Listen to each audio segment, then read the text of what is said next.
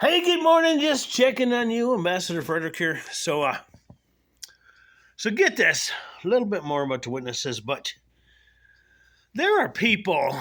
Let's back up. There are people in this world that have no souls. Okay, you're watching some of these people that they call Karens. They have no souls. They have no love. Have no humility. Now then, there's the extreme side, the other side that have no souls. They don't care if you live, you die. They don't care. They just don't care. They have no soul. So the end time witnesses are given power from on high. And like we talked about, any way that you come against them or they come against them, it backfires.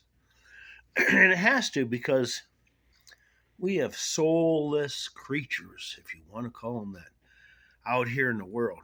And it's very dangerous to a lot of people because they don't know better and they haven't cemented their relationship, which in John 17, 18, 3:16, everybody knows, but 17, 18, your destiny has already been made for you, in a sense, because the enemy stole humanity, unless you give over to Jesus. So these witnesses are given more power, more authority. And they're not human. They are human, but they're not human. So let me explain. In the book of Isaiah, if you study seraphim, okay, seraphs of him, seraphim. So a lot of stuff had to be translated to English in order to get most of the cryptic revelation out. And then all the signs and symbols in Revelation and throughout the Bible is talking about God's people and the weather, the atmosphere of them.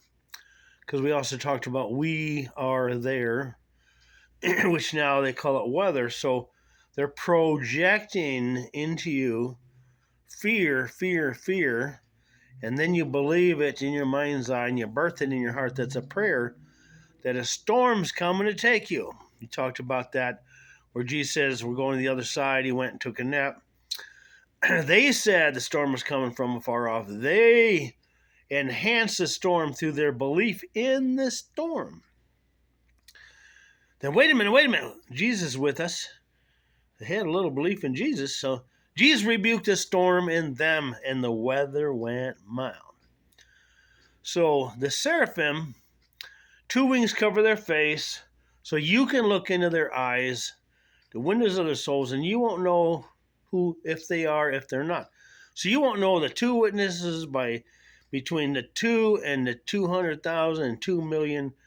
You won't be able to tell unless you're definitely of the spirit. Two wings, they cover their shoes, which you could call boots, big boots. You can't tell if they have little shoes or big boots. And then two wings, they fly, which means they've been caught up to heaven to bring back the revelation. Now, you won't know, like I said, which one's which because it's symbolic. Two wings cover their faces. They are veiled. Their feet are veiled. Two wings, they fly, but they're seraphim.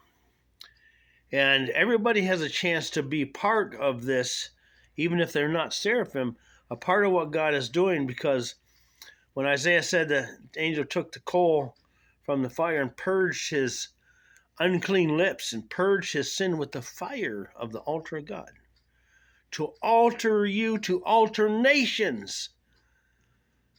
Get off God's altar, submit now, humble yourself, and pray.